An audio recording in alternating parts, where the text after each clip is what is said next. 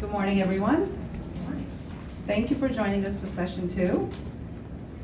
In today's talk, Dr. Liz Bywater, a clinical psychologist and strategic consultant to Fortune 100 executives, will share actionable guidance to help you make more strategic career decisions, accelerate growth without burning out, and set yourself up for a lifetime of exciting opportunities and extraordinary success. And at the same time, enjoy your life. Please give a warm welcome to Dr. Liz Bywater.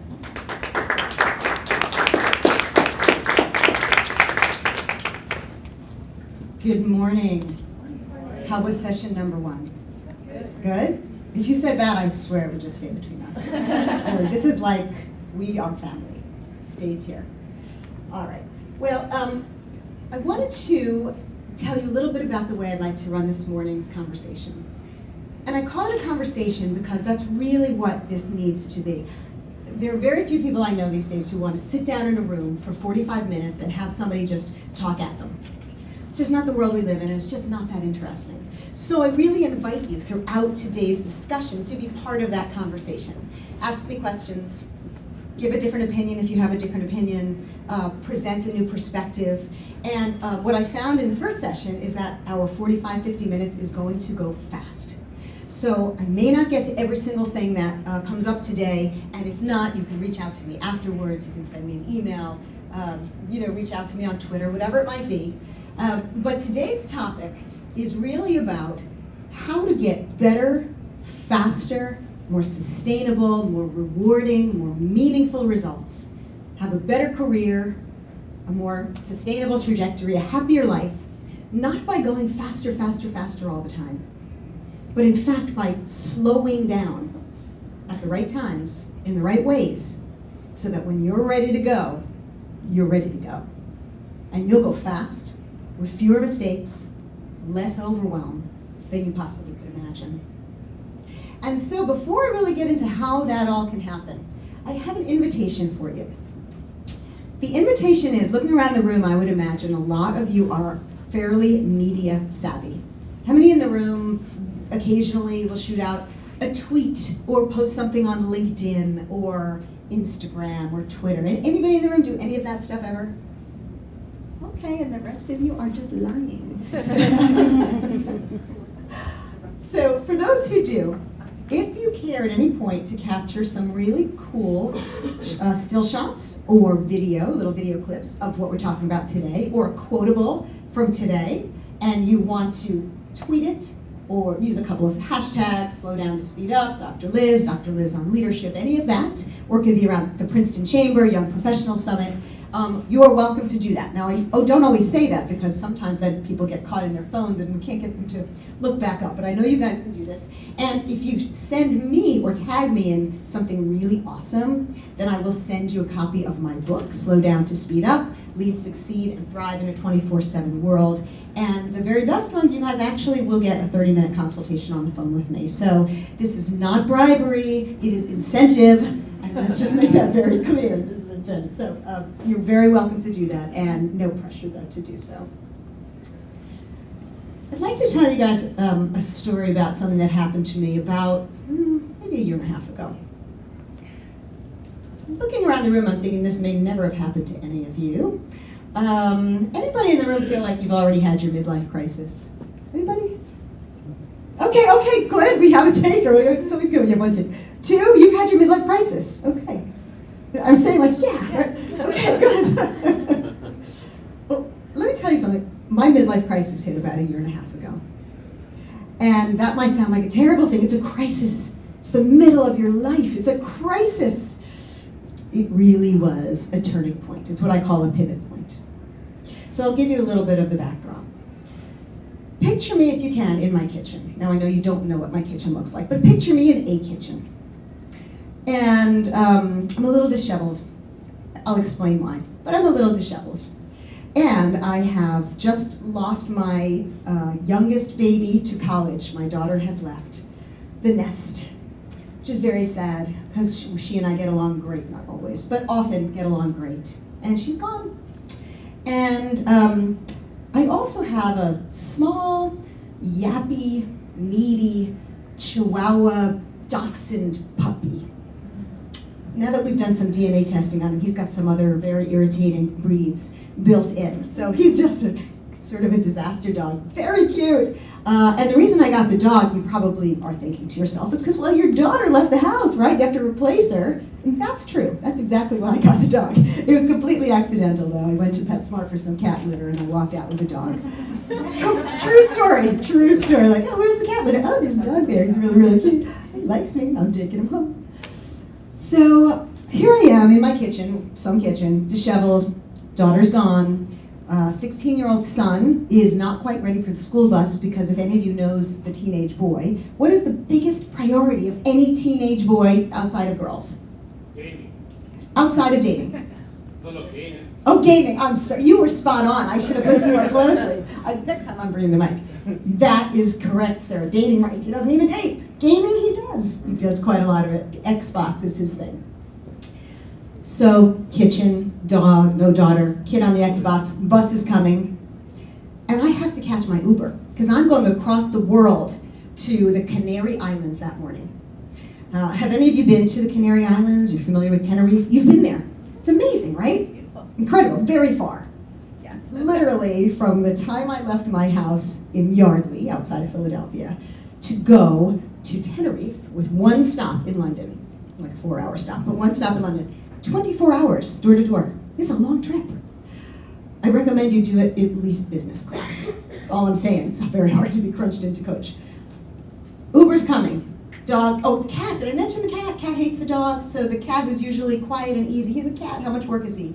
Is trying to get over the barrier, the little, thing between the kitchen and the rest of the house. And I apologize in advance if you are cat averse. This is what he sounds like. Meow, meow, meow. And I looked down at my kitchen countertop, and I noticed something is moving. What's moving on my kitchen countertop? Do you guys know what sugar ants are? What? Tiny, little invaders that come into your home when the weather changes.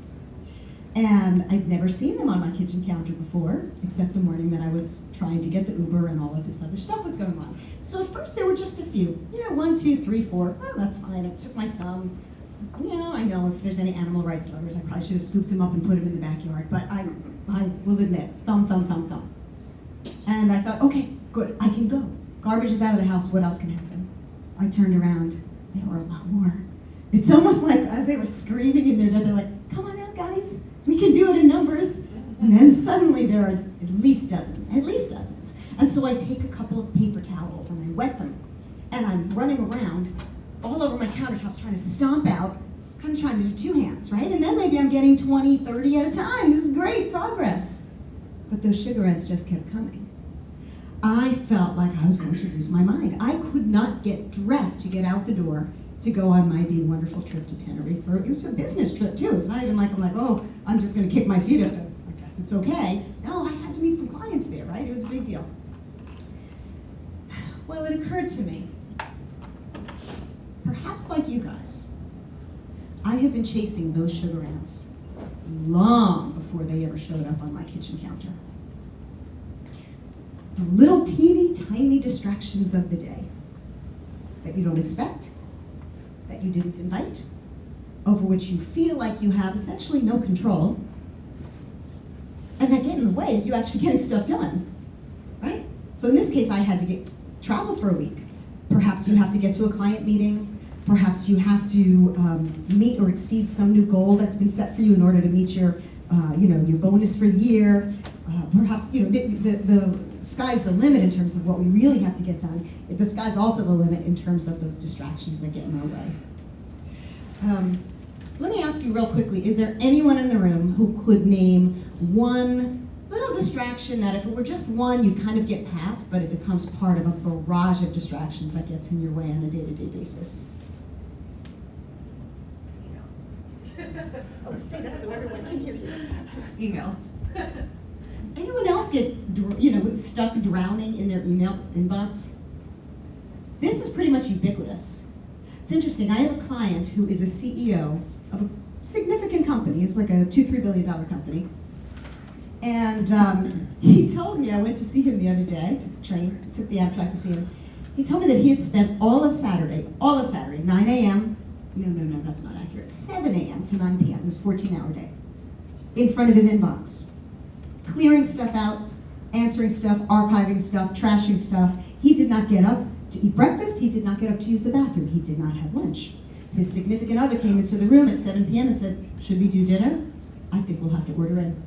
He refused to get, I mean, this client is wonderful, it's very meticulous, very few people actually have the time and energy to do this, but the idea is email overwhelm, right? It becomes a distraction.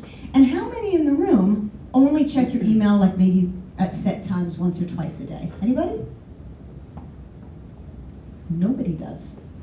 It's like we are addicted to seeing our emails the second they pop up. In case we're like a neurosurgeon and there's going to be an email coming in that says, doctor, stat to the OR, right? This is how we live. Our texts are the same things, right? Like people can get us instantly 24/7 and email builds up, not only because there's a sense of urgency, but also because we get copied on things we shouldn't get copied on. You guys ever get emails that you're like, why am I even on this thread? This has nothing to do with me. What do I do now? Or then you have to decide, do I respond? Do I say, yeah, I see this? Or thanks for sending? It's all just a waste of time, and it makes it harder and harder for us to be effective and productive. So these are what I think of as sugar ants. Oh, I'll tell you about this. The other thing, this client of mine, since I just saw him, pops into my mind.